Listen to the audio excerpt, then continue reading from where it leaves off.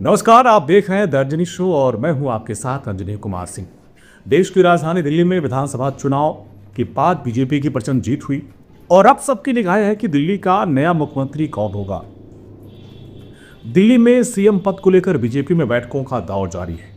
गृह मंत्री अमित शाह हो, जेपी नड्डा हो, राष्ट्रीय अध्यक्ष लगातार बैठक कर रहे नेताओं से मिल रहे हैं और इसी सबके बीच में गृह मंत्री अमित शाह और जेपी नड्डा ने दिल्ली के सभी जीते हुए विधायकों से मुलाकात की है और उनसे उनकी राय बात ली, उनसे चर्चा की कि अगला मुख्यमंत्री कौन होगा।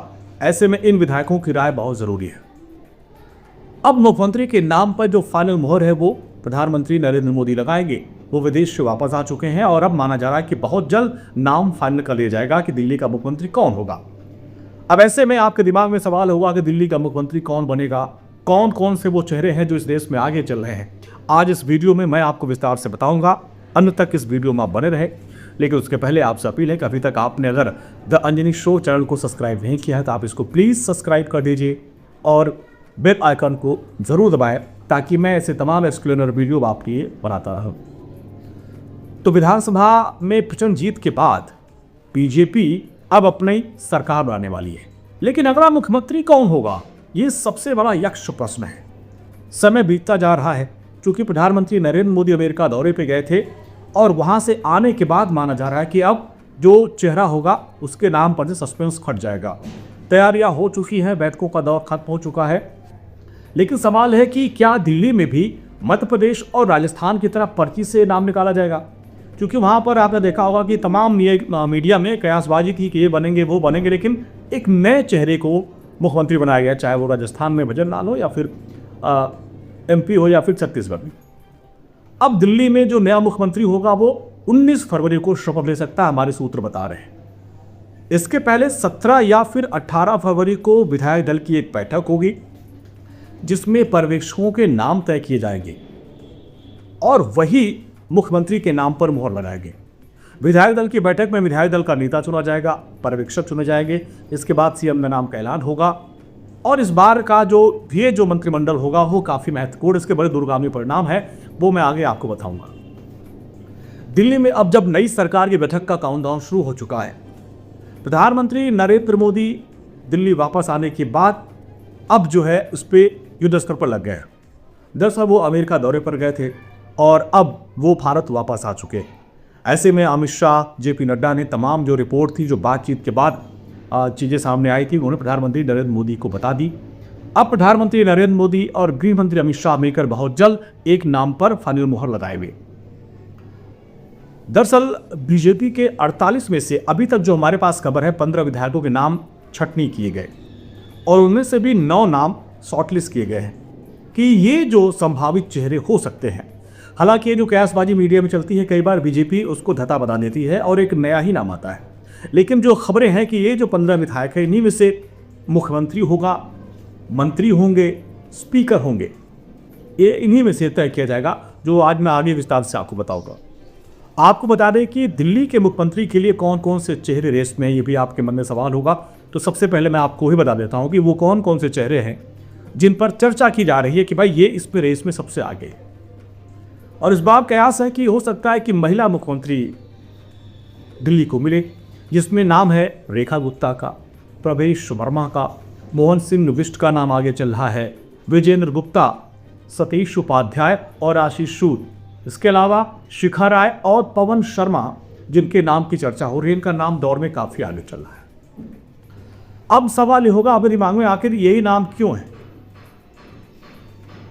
हालांकि ये सिर्फ कयास है और हम बार बार आपसे कह रहे हैं कि कयास कई बार पलट जाते हैं। बीजेपी के बारे में कोई पहले से अटकल नहीं लगा सकता।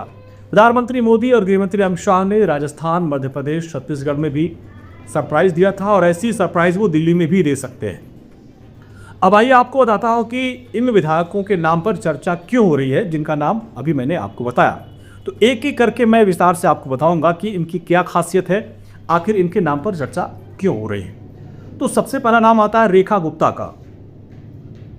ये संघ की बैकग्राउंड से आती हैं और शालीमार बाग सीट से पहली बार विधायक चुनी गई हैं। इसके अलावा इनके बारे में आपको विस्तार से बताऊं कि ये दिल्ली नगर निगम में 3 बार की पार्षद रही हैं, यानी राजनीति में इनका एक्सपीरियंस है, ठीक ठाक एक्सपीरियंस है। अगला जो नाम है वो है शिखा राय। ये भी महिला चेहरा है, महिला चेहरा। और शिखा 3 बार से विधायक रही हैं।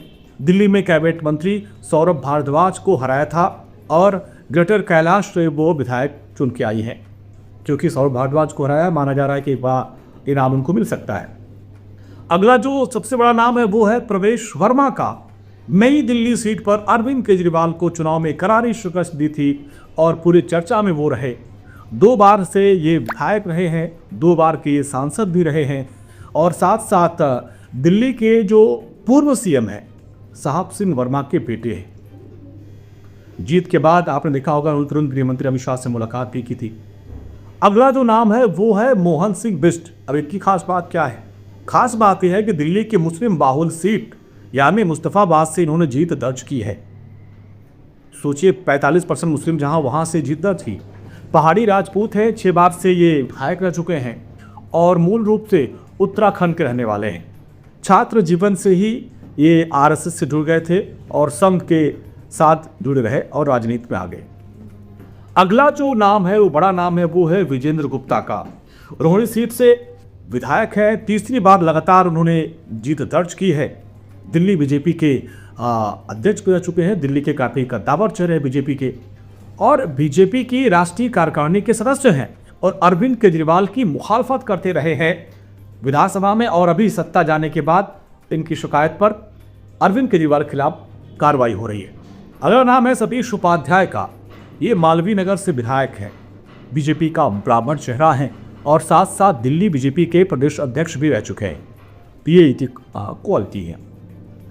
और जो नाम है उस पर चर्चा कर लेते हैं। अगला जो नाम आ रहा है वो है आशीष सूद का। ये जनकपुरी सीट से पहली बार विधायक बने हैं, युवा चेहरे हैं। इनके ऊपर पार्टी काफ़ी भरोसा करती है।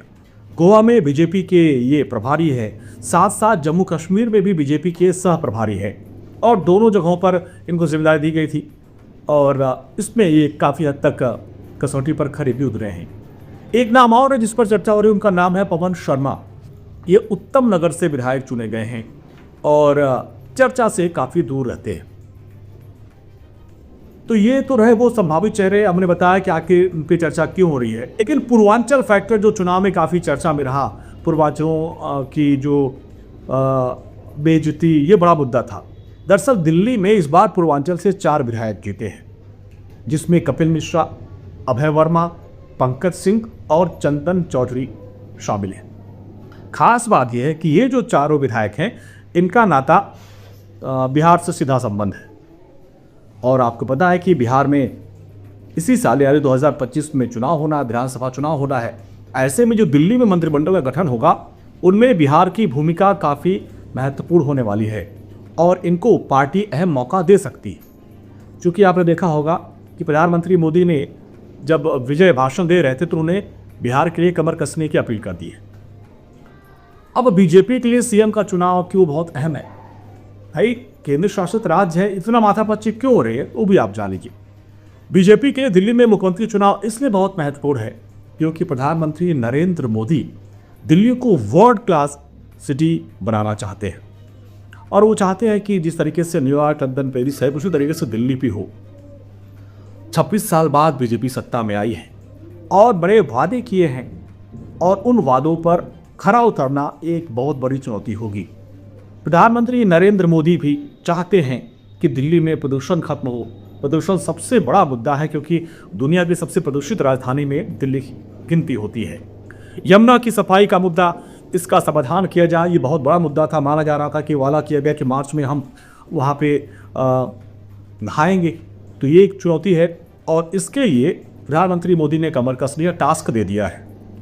तो ऐसे में पार्टी का जो सीएम होगा उसका चयन काफ़ी सोच समझ के किया जा रहा है जो दिल्ली का विकास कर सके और यहाँ पे जो सीएम होगा, जो मंत्रिमंडल में होगा, उसका असर बिहार में दिखेगा।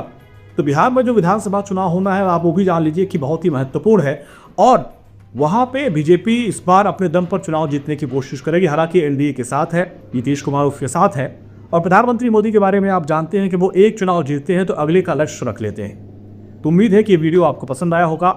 और एक बार फिर से वही आपसे अपील कि अभी तक आपने हमारे चैनल यानी द अंजनी शो को सब्सक्राइब नहीं किया तो आप उसको सब्सक्राइब करें, लाइक करें और बेल आइकन को ज़रूर दबाएं ताकि मैं आपके लिए ऐसे एक्सप्लेनर वीडियो बनाता रहूं। नमस्कार, धन्यवाद।